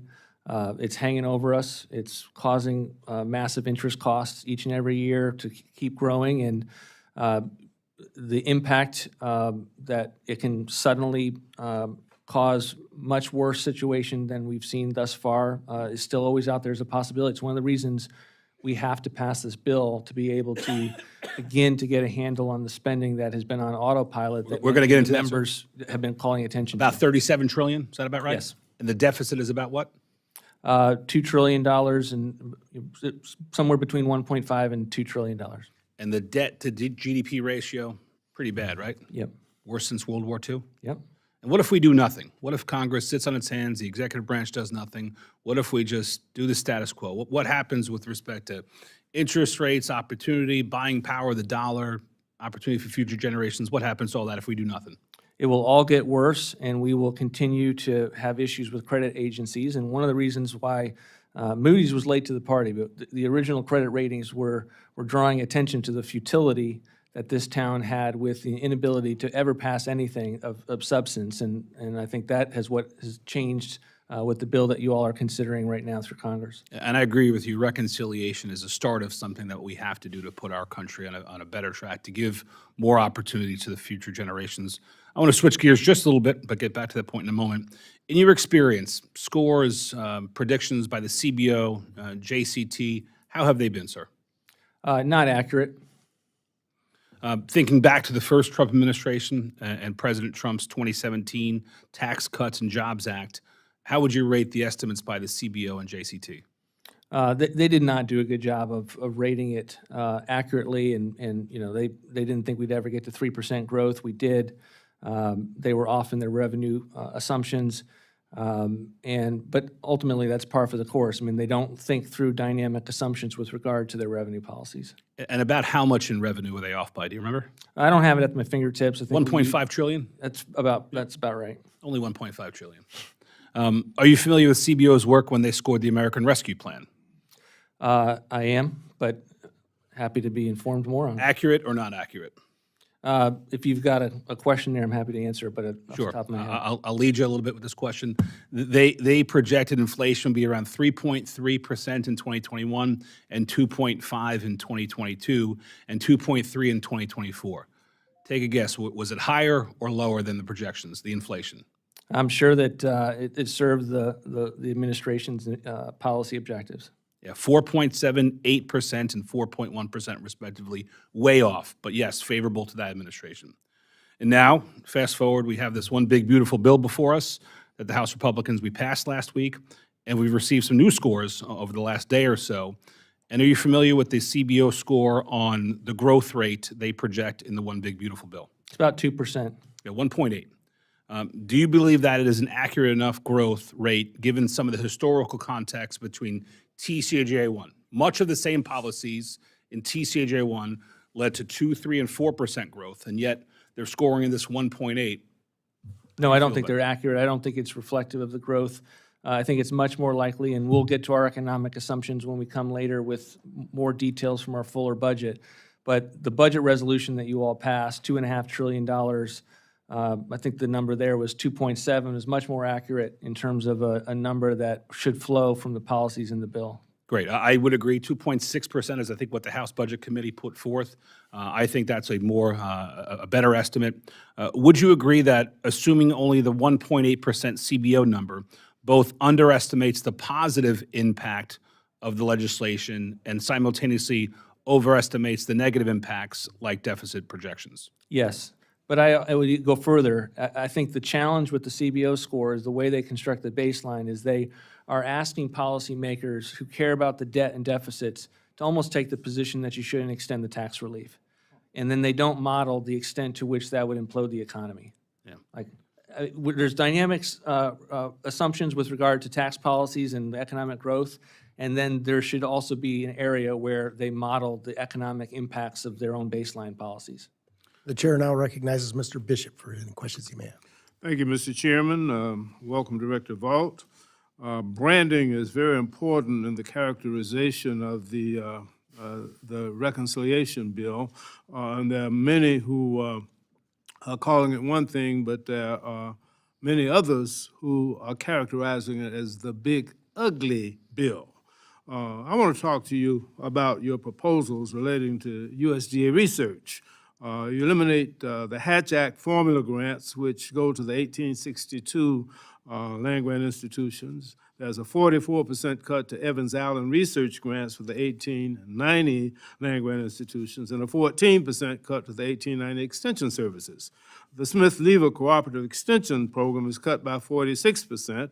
Ag research has been the tool that has kept America ahead of our international competitors for decades, and is right now more important than it ever was in our competition with our international competitors.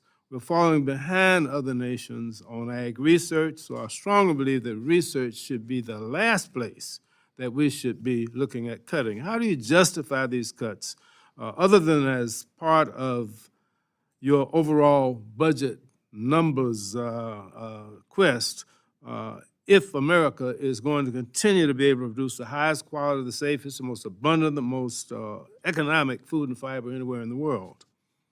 Thank you, Congressman, for the question. I mean, we believe in agricultural research, and I think we believe in the research that even in areas where we're taking cuts, our desire is to make sure that we actually do research, that it's not going to some of the projects and line items that you saw Secretary Rollins put out there that she has canceled. And so where we found efficiencies, and we wanted to make those reflected in the fiscal year 26 budget. But agriculture is incredibly important. We have to be able to feed ourselves first and foremost, and one of the ways that we need to be able to do that is not just our farm support programs, but the extent to which we're thinking ahead and planning for the future and learning. Thank you. But there is, Thank you. I think in the eye of the beholder, there might be some differences. Thank you. Currently, my state, Georgia, is the most recent state to implement the Medicaid work reporting requirement. So far, what we've seen is a cautionary tale for other states. Higher administrative costs, increased bureaucratic red tape, and suppressed enrollment, even among eligible Georgians. In my congressional district, over 765,000 Georgians, and almost 17% of them, of the non-elderly residents, are uninsured. However, after 18 months of implementation, less than 1% of our district's residents who are aged 19 to 64 were enrolled in the Georgia version of Georgia's Pathways to Coverage program. That's in spite of the state having spent $92 million in combined state and federal funds on the program, most of which covered administrative expenses like technology upgrades rather than actual health care benefits. In other words, taxpayers are funding for-profit consultants to add on to clunky, outdated systems to process paperwork rather than covering the cost of doctor visits and prescription refills for eligible Georgians. If the budget reconciliation bill mandates work or other community engagement reporting requirements for low-income, able-bodied adults across all states, how can we avoid the high-cost, low-coverage pitfalls evidenced by Georgia's Pathways to Coverage program? For example, how will the federal government ensure that taxpayer dollars are going to health care benefits rather than more bureaucratic red tape, as we've seen in Georgia? And quickly, the second question is, most of the $92 million that was spent has been covered by the federal government, due in part to the higher federal match for administrative expenses like technology upgrades. This expense would not be necessary if not for the additional paperwork generated by the work reporting requirement. For 1,115 demonstration programs like the Georgia program, what steps have been taken to ensure that states are held accountable to rules regarding budget neutrality if they implement this on the nationwide basis? Well, thank you for the question. I haven't looked at Georgia's model, and I will look into that. Our belief is that this will not lead to additional paperwork, but that it will build on the historic reforms that we saw in 1997 that were on a bipartisan There have been basis. studies done on it that have been published that have made it very clear. And of course, obviously, the people who are skeptical of that have made that clear also. It's out there. And I'm surprised that you haven't been. Well, I mean, aware as of it pertains to the 1997 reforms, which now applies the concept of work to Medicaid. And remember, in Medicaid, we have this issue where you have able-bodied working adults that get a higher match than the originally intended beneficiaries, the disabled, the elderly, who, you get $9 for $9 federal dollars for every $1 of state for the able-bodied working adults, and then you that's get correct. about 1.30 for every one at the lower populations.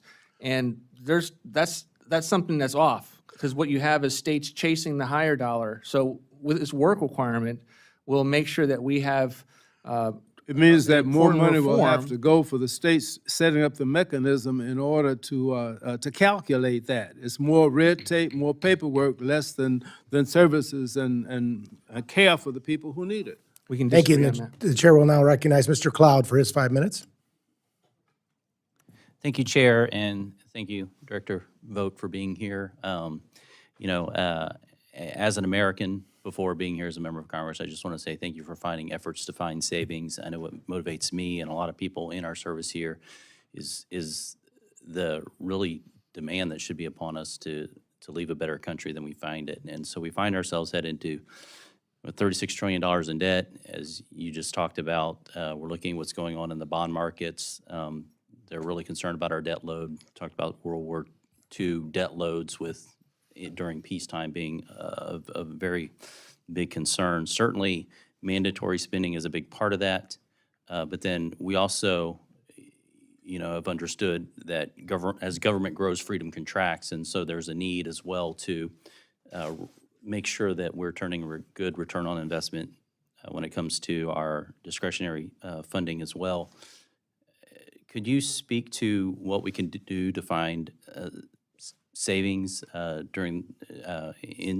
our discretional funding, especially considering like pre-COVID levels? We're spending $2 trillion more a year now, every year, and then we were, what, 1.6 trillion in discretionary funding pre-COVID, or, I'm sorry, that's after COVID, and then before COVID, it was 1.288 trillion in discretionary. That's a pretty substantial growth over just a couple year period of time. And, you know, nobody pre-COVID was thinking that we had a lean, mean fighting machine of a federal government. Most people even then thought it was pretty bloated and a little lethargic and could use some tightening up. Could you speak to what we're doing to find savings and return a better return on? Sure, I mean, it's reflected in our budget proposal. Generally, we proposed $163 billion in non-defense cuts, the lowest level adjusted for inflation since 2000. Not adjusted for inflation, it gets you back to your pre-COVID levels. And we really are trying to find programs that we believe are fundamentally wasteful or divisive. You know, when you're providing $315 million for preschool grants for CRT indoctrination for 4-year-olds in Minnesota, we think that money is not just wasteful, but it's actually harming the country as a whole and those individuals. And we looked at it from every vantage point from that standpoint. It's one of the reasons we talk about the cuts to woke and weaponized bureaucracy and wasteful. And sometimes you just can't afford something when you're $37 trillion in debt that you would otherwise be able to afford. And, you know, there are drivers that you have in the appropriations process that we pay for. And we pay for the needs that we see for veterans. It almost acts like a mandatory program within your jurisdiction. We have proposals for rental reform to block grant to the states and require a cost share with states so that we don't have people that are too soon moving off these programs into self-sufficiency. That's another driver that you all are facing with that is on your books. It's not a mandatory program, but acts like a mandatory program, and we're trying to account and deal with those with the proposal that we sent up. I was late to this hearing because I was in the DOJ subcommittee hearing in which we were talking about NGOs that are, we call them NGOs, but many of them have well over 50% of their funding coming from the federal government. One I highlighted was Endeavors, which was a big part of the apparatus, really the industry that stood up to bring illegal immigrants. Over 90% of their funding was coming from the federal government, and they kind of ceased to be an NGO at that point. Can you talk about how you're evaluating these, I would call them quasi-government entities as opposed to an NGO? I think it was over 35,000 of them are getting more federal dollars than they are donations. I mean, it was a major thrust throughout this process for constructing this budget. And we have our, what we call director's review, and literally we would ask on every program, not just what's the level, what's the need, but how is it distributed. We want to make sure that if this is going to a nonprofit, the extent to which that It's truly a nonprofit shares our views and is not putting forward some of the ideologies that we have fundamental issues with. And so I can't give you a rack-up of what we found other than to, in the areas that we put forward cuts, we have concerns in addition to the value proposition of those dollars. Thank you. The chair now recognizes Ms. Hanson for a matter of before the. Yes, Mr. Chairman, in light of the conversation earlier, I'd like to submit an article for the record about illegal immigrants receiving coverage on Medicaid. We do know federal dollars flow to states, and this is from the New York Times, May 14th, 2025. Governor Newsom proposes scaling back health care for undocumented immigrants in California. I'd like to submit this article for the record, Mr. Chairman. Without objection. We have a limited amount of time. I notice that in which we can maybe go to a lightning round. I'm sure Mr. Ivey is salivating for the chance for his lightning round. And so we could pick your top question that you wanted to ask and try to keep it to 2 minutes. That will get everybody a chance and in order to be fair to everyone here. Fair enough? I will certainly defer to my elders here, so. Well, we're looking forward to another 2-minute lecture. I will take the liberty of going first then. The ITOR account was established back in 2015 The ITOR funds currently being used for both DOGE Federal Workforce and Software Initiative. What is the breakdown or percentage of DOGE funds that have been used for workforce issues, and what percentage of ITOR funds are being used to modernize technology? And further, your request for this year for ITOR, it's an increase of 145%. And I was wondering if you could tell us, is this for software modernization initiative or the 30 full-time equivalents that you've asked for sought under the budget request for ITOR specifically, or for the software initiative, or for DOGE too? The ITOR request in fiscal year '26 is for DOGE. We put it in the ITOR account because we are still in movement as to where DOGE resides, and the fact that we have opportunities through standard USDS work to do technological work at the agencies. So I wouldn't call it a plug, but we are certainly reflective of the fact that there's good work to be done regardless of whether DOGE is fundamentally housed in the EOP or at the agencies long-term. Thank you. The chair will now recognize Mr. Hoyer for a question. Thank you, Mr. Chairman. I'm at 5:17 already. Am I over?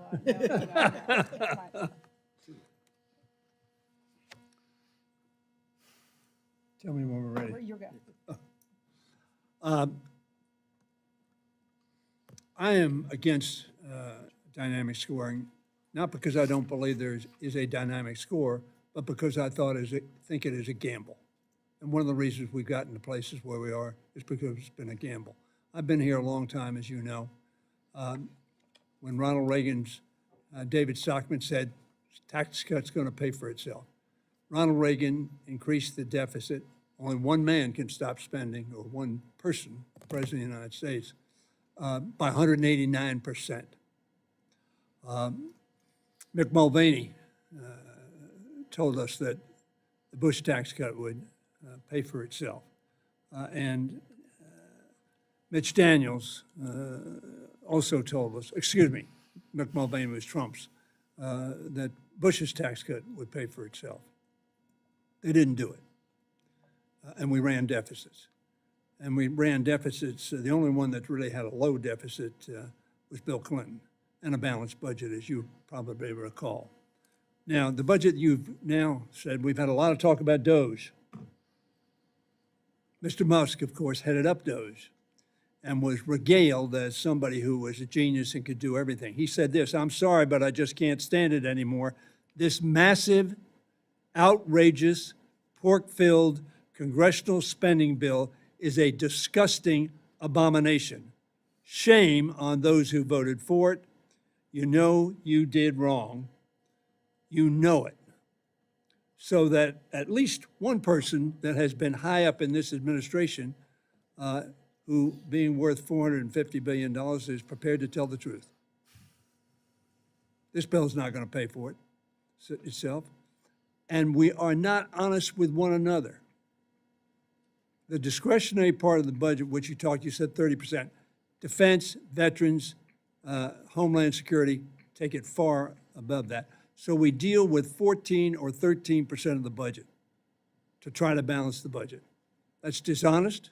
It cannot be done if you eliminated all of non-defense, non-veteran discretionary funding. So David Stockman ended up with a book said, "We lied." I hope you won't do that. Chair now recognizes Mr. Womack for his lightning round question. Director Vought, you got a tough job. You got a tough job. You inherited an absolute mess, a mess that's been created over decades, not just one administration, but many. It's because Congress can't say no. But we've seen the big, beautiful bill slammed in here in this hearing today. I want to give you a second to tell us what's going to happen if H.R. 1 fails, if whatever comes back from the Senate fails to get to the desk of the president and signed into law. What happens at the end of this year? I think we'll have a recession. I think we will be, economic storm clouds will be very dark. I think we'll have a 60% tax increase on the American people. And just to, if I could answer Congressman Hoyer's question or statement, the notion that this bill, I mean, we've been actually criticized unfairly for, on the reconciliation bill for the fact that it is all mandatory savers. I mean, you said, look, we need to address the mandatory side of the house. There's $1.7 trillion in mandatory savers on the reconciliation bill. Do we need to do things on the appropriation side, the discretionary side? Yes, that's what we're here to talk about with rescissions and the bill that we've, the budget that we've sent up to you. But we have to get back to what we did in 1997, where we had, for the first time, substantial mandatory reforms around not just cutting people and just getting people off programs, but reforms, a work requirement. We're using the same model that Bill Clinton signed into law, and we think it will have incredible impact on not just these programs, but giving people dignity of work. And we're not going to be ashamed by that, but we do need to explain ourselves to those that are being impacted by the watchdogs in this town that honestly don't have an incentive to get a bill done. They have chosen how they want to frame bills, and I think they're inaccurate. I appreciate your response. Thank you so much. I yield. Thank you, Mr. Womack.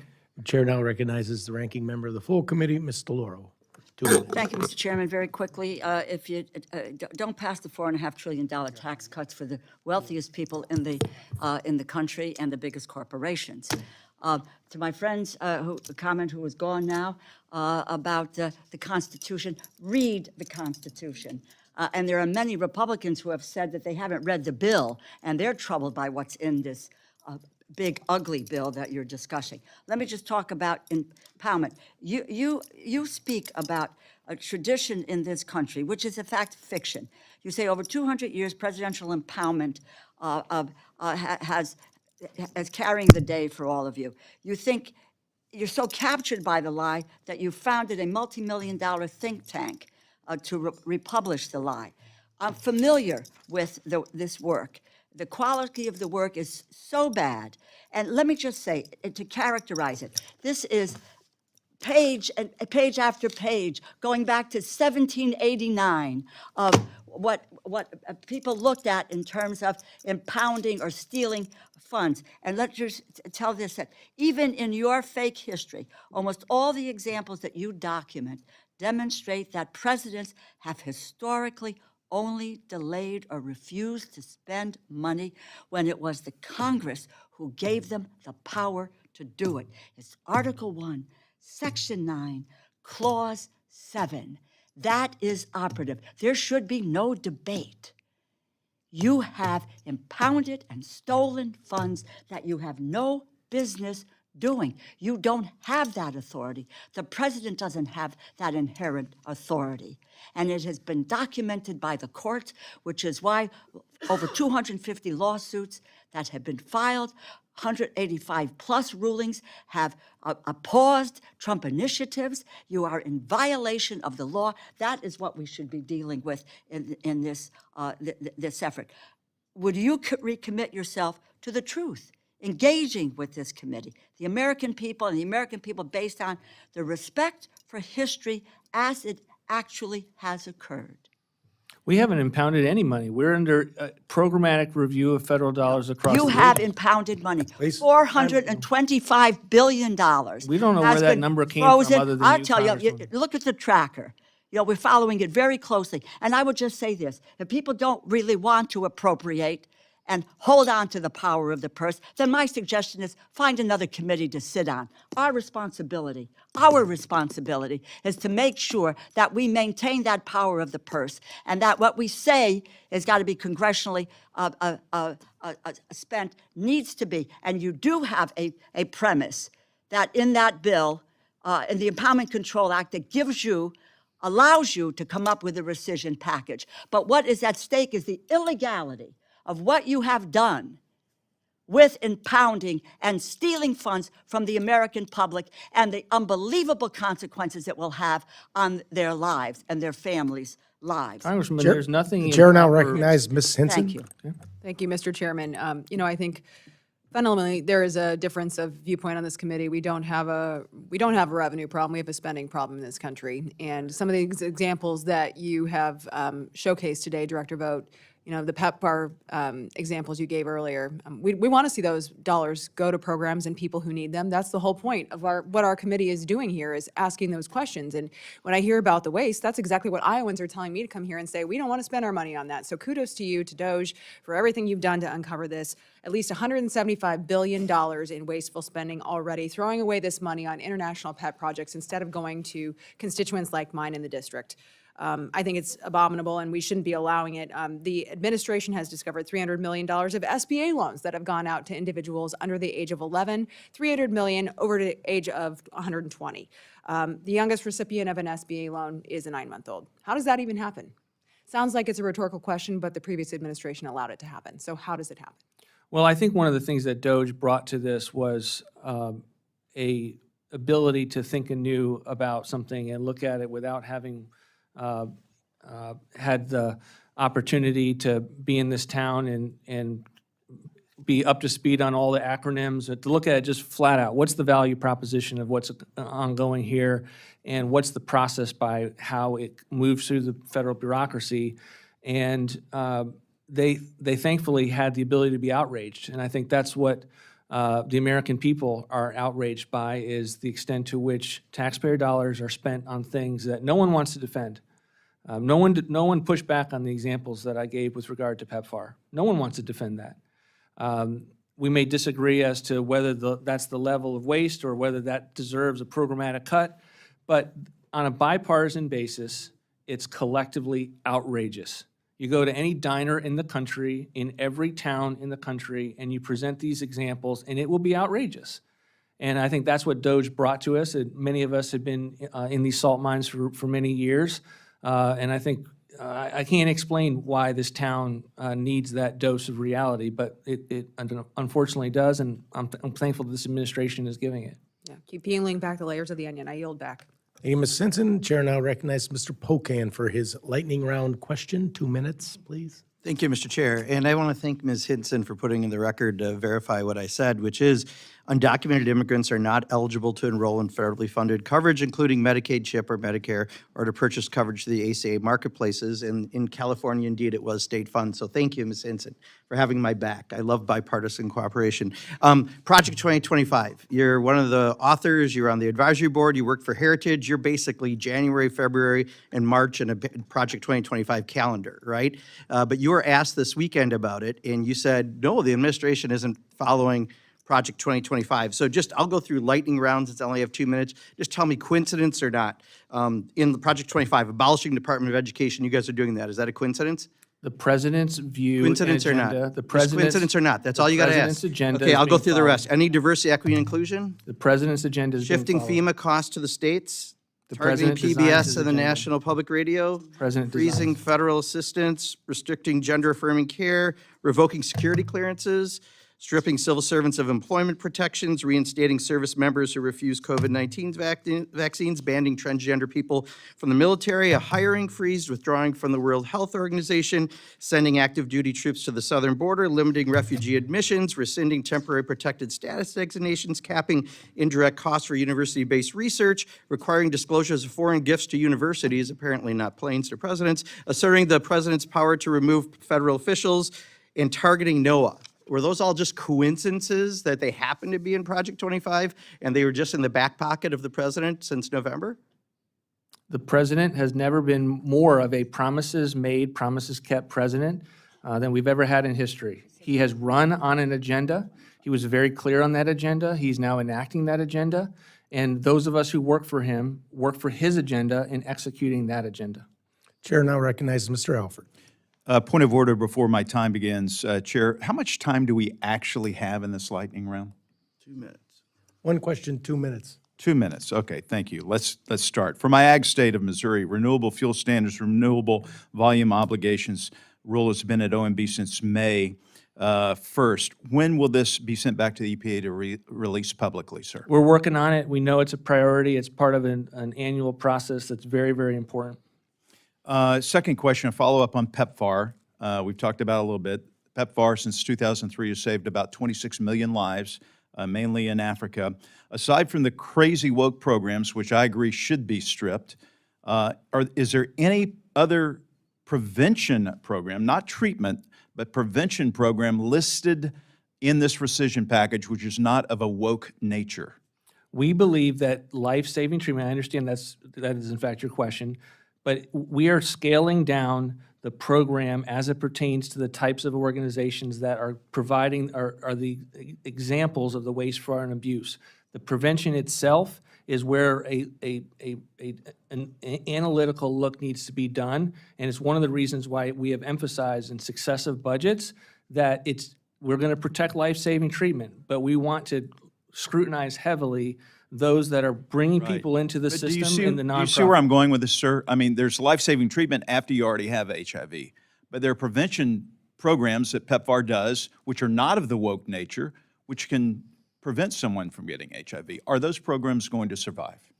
It is something that our budget will be very trim on because we believe that many of these nonprofits are not geared towards the viewpoints of the administration. And we're $37 trillion in debt. I know. Again, so at some point, the continent of Africa needs to absorb more of the burden of providing I agree this with health you. care. In fact, I have a plan, a 5-year plan, to scale down our commitment from the U.S.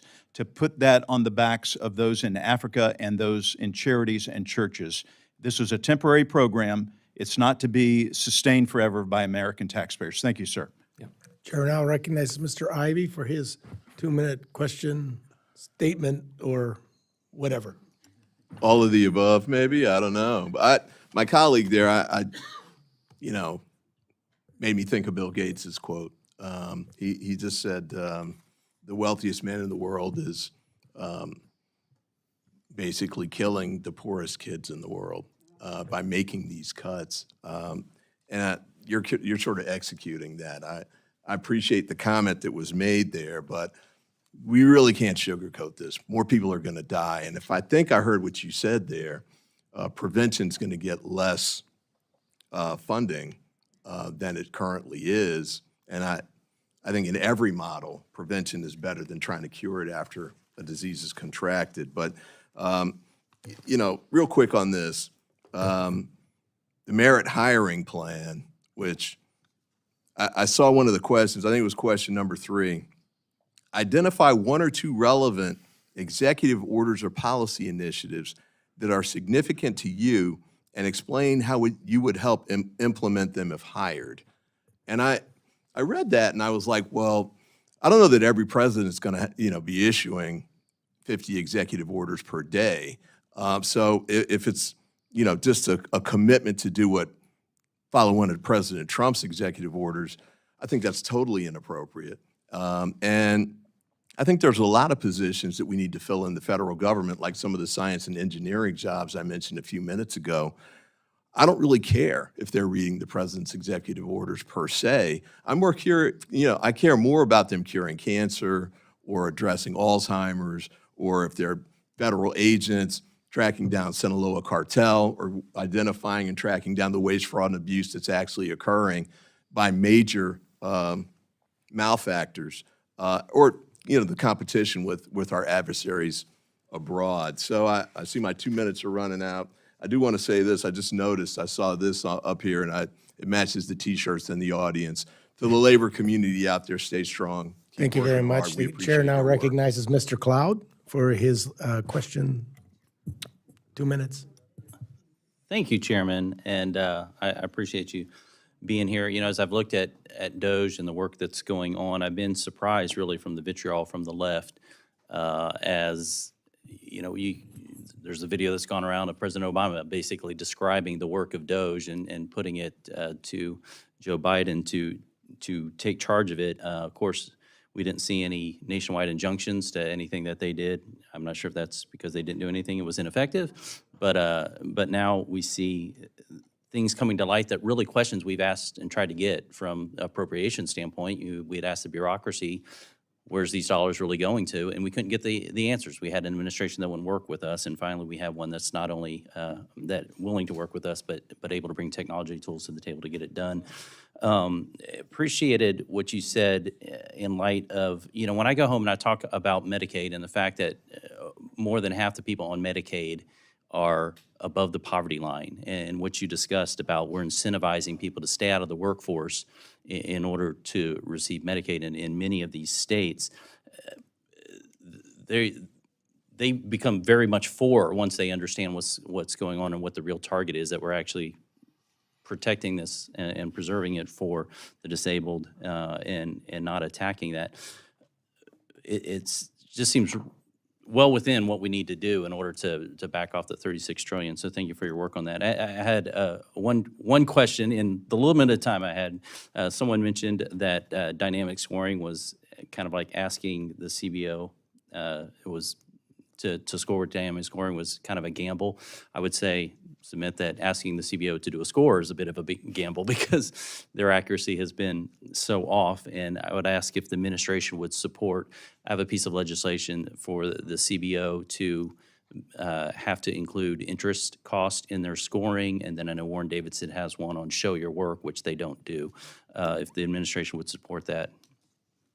It's a good idea. I'm happy to take a look at it and run it through our process to see what the president would think on it. Thank you. Thank you for that question. Chair recognizes the ranking member of the full committee for a moment. Thank you, Mr. Chairman. The historical record is clear that the president doesn't have inherent power to refuse to spend funds appropriated by Congress. And for an accurate historical record of this fact, I ask unanimous consent to insert into the record the documentation that supports my claim about the myth of presidential impoundment power. Object. Not asking for a statement, but without objection, we take it in the record. Thank you, and I also might want to add to the gentleman who just spoke, 39% of the children in this Well, nation get their. no more health care statements. Thank you. directly. With that, our time is concluded. I'd like to thank Director Vought for having been here today. And, I know sometimes you didn't have a chance to finish that. I'm glad to give you, since you have 1 minute left, 1 minute to close out, or you're free to leave. It's up to you. I'm all good. I appreciate all of the comments, whether I disagreed with them or not, and look forward to a follow-up with the committee. Thank you very much. There may be some members who would like to submit questions for the records. Please submit any questions for the record to the subcommittee staff within 7 days. I please ask everyone to stay in their seats and allow the director to leave. And then as he gets out of the room there, then we'll move. Thank you very much. With that, this subcommittee is adjourned.